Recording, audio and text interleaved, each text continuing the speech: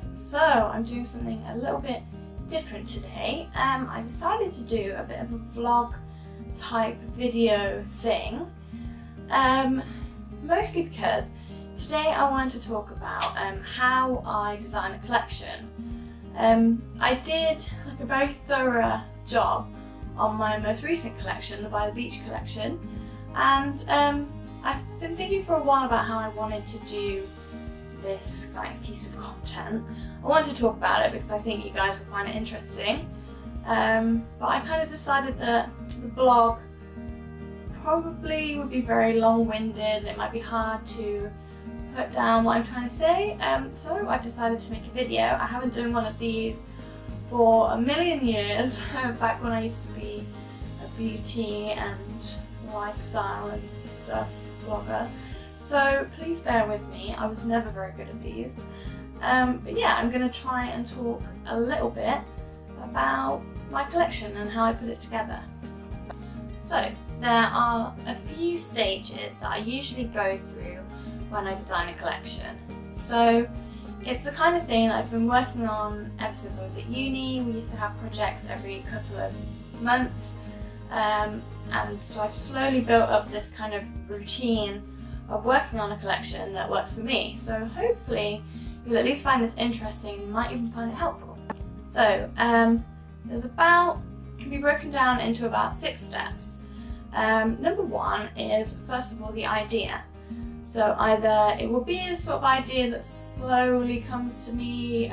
So most recently I knew I wanted to do something summery and with colour block, and be a bit more looser and freer in my illustration style, because I've done a lot of very neat, close, tight illustrations. So I wanted to be more loose and flowy. So that was one of my goals, and I knew I wanted it to be that colour pop, that abstract kind of thing. So oftentimes if you're at uni, your idea will be a theme that they've set you, or it will be a brief that you have to work to. As far as I'm concerned, if I don't have an idea, I will go out and look for one. So if I don't already have an idea in my head, the way I will go and find one is generally by sort of searching around trends. I will either just go and straight up research trends for the coming year or the year after, or I will just look around me and see what are people interested in at the moment. But most of the time I have a pretty huge backlog of ideas. What I need is more time and money to be able to make them all happen. So once I have a theme that I'm working to, then I will put together a mood board. So a lot of the time I will use Pinterest, I will use scrolling through Instagram, walking past things. Especially living in London, there's a lot of inspiration for that kind of thing that you find in shops or signage on the road, all that kind of thing. And what I tend to do is pin this all to a Pinterest board. So they're all generally on a theme, obviously, because I'm looking for things in this instance with bright colour blocks, stuff that's still in line with my brand and what I'm trying to get across. So that's pinks and soft feminine colours, and maybe some natural imagery, and it's cute, it's playful. But at the same time, there was a lot that I wanted to experiment with. So there's a bit more typography and a bit more abstract, like shapes and mark making, than what I'm usually drawn to. So number 3 is where the work starts. So after I've collated together all of my research, I want to put it down in a more visual way, as a mood board or a set of concepts. So the first thing that I do, I find that Pinterest, while it's great for collecting everything together, it's not the same when it's laid out. I'm quite a kinesthetic, visual kind of person, so I need to be able to put it down on paper the old traditional way and really see what I'm working with. So the next step for me is usually to put together some beautiful mood board type things. Now, some people do this on Photoshop, some people do it manually on a big board. For me, I just like to take spreads from my sketchbook. It's the first thing in my sketchbook. I can keep going back to it, I don't lose it, it's not going to get crumpled much. And I put together all of the things I printed out from my Pinterest board, and I start just playing with that theme. So there's nothing really serious design work going on here. It's just my first thoughts that give you kind of an idea. So I have the sort of splotches of paint, I have little cut out products that I really think are lovely, and then there's a bit more going on here. I still wish I'd done something with this, maybe I should. So number 4 is, I don't really know what I should call it, but I guess I would just call it experimentation. So once I know kind of what I'm working with, I need to actually start making. But as I said, a lot of the ideas for this were quite new to me. I hadn't done something so loose, so like abstract, and there was a lot of typography that I hadn't had a lot of practice with, and I wanted to get, you know, experiment with some new styles and things. So some early experiments. I just wasn't putting any pressure on myself to make anything good. It was just a set of exploration, you know, exploring all the ideas I wanted to work with. So these didn't come out great, but they were my first attempts. Yeah, so started playing with that thick type that you'll see runs through my collection. And obviously, being a designer of products, I did start off very early with, you know, potential ideas for products, so birthday cards, that kind of thing.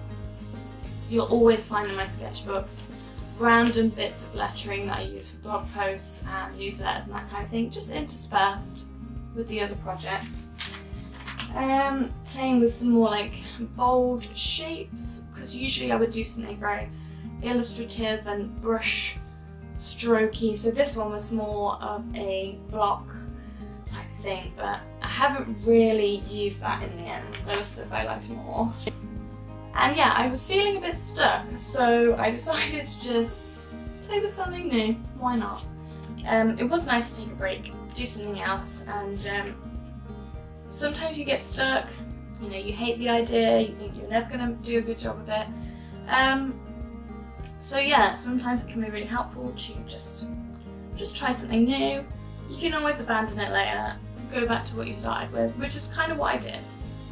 So this is when I kind of felt like I had the mojo back a little bit more, because I felt like these shapes are really childish, but not in a charming, naive way, more in a it looks like a child did it way.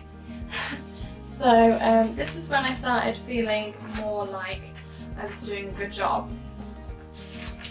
So I'm playing with a lot of mark making.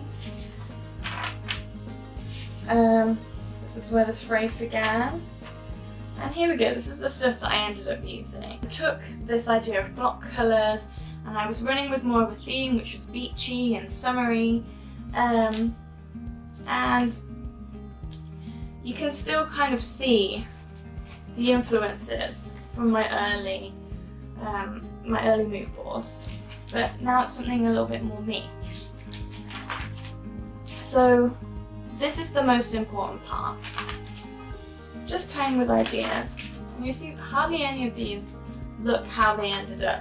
The point was to just make stuff. So then the final step was creating products.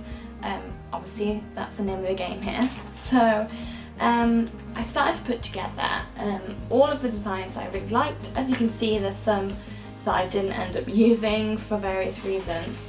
And this is where I sort of experiment with how the final product will actually look. So I just printed off these patterns that were this pattern from earlier that I really liked. I wanted to use it on a few things. So I started playing with how my lettering would look. So this is the kind of lettering that I had more traditionally done in my past work. But it was quite a busy collection already, and I wanted to try something new, something a bit simpler.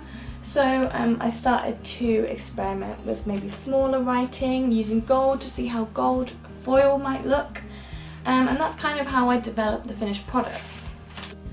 Now finally, these are the sort of finished designs, so there wasn't any sort of lettering on cards yet, but this was the general idea of the collection of designs and how I wanted to look as a whole, which I think is really important, putting everything together to sort of make one collection. So obviously there's a few designs that money constraints meant I didn't really use, so I picked my very favourites. But moving on from there was how I put together the final products. So I don't have examples of everything. For instance, t-shirts and stuff will kind of just, you send off the design, you get it back.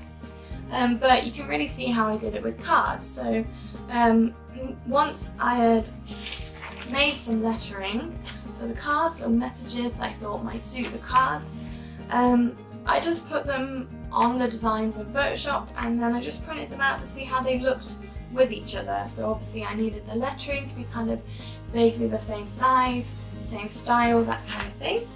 And you can see how I just compared different versions. I think it's really important to print and compare in the same space rather than just flicking through Photoshop files.